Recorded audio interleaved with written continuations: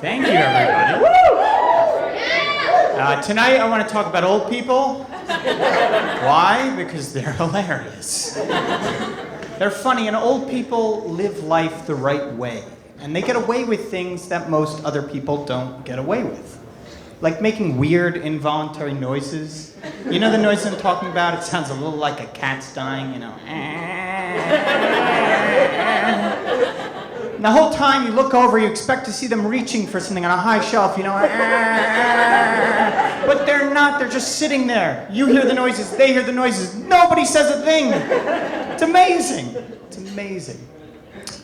But I also envy old people because they appreciate the small things in life, you know.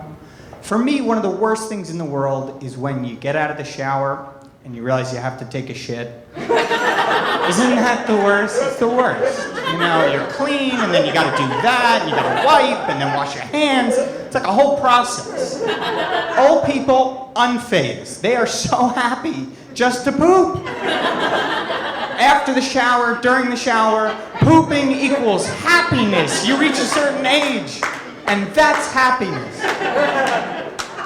It's remarkable. It's a great way to live, you know? I also envy old people because they get to explain away their memory. Their memory is so bad they can't even remember what they had for breakfast. Is that the most ridiculous expression you ever heard? My grandfather says that to me all the time. He says, "Greg, I can't even remember what I had for breakfast." Really? Fiber One. You had Fiber One for breakfast today, yesterday, and you're going to have Fiber One for breakfast every day until they come out with Fiber 2. I don't know where you guys thought I was going with that. But I'm very lucky, very lucky. My grandparents, who will be celebrating their 61st wedding anniversary, are actually here tonight. Yeah. 61 years. Yeah. Amazing, right? My grandfather says the same thing every anniversary. He says, "Wedded bliss. 61 years of wedded bliss." You know what my grandmother says? "I think I deserve a medal or something, you know. A free sandwich, you know. You get one of those cards where you get 10 sandwiches and they give you a free one. I think after 61 years, I should get a sandwich." But they're very honest. I envy that. They're very honest, especially with one another. Last year, my grandfather had to have a pretty serious operation. And finally, a nurse comes out and says he did great, and 2 family members can go in and see him. My grandmother turns to my mother and to my uncle and says, "I see him enough. You two should really go in. You know, tell him I said hi." But he's honest with her too. He's honest with her too. Later that night, we're all in the recovery room. My grandmother's gently patting his forehead, and his heart rate was through the roof. He's struggling to breathe. It was a really awful, awful situation. Somehow he musters the strength to pull off the oxygen mask and say, "Joyce, stop patting." Could have been the last 3 words he was going to say. He was going to say them. It's remarkable, remarkable.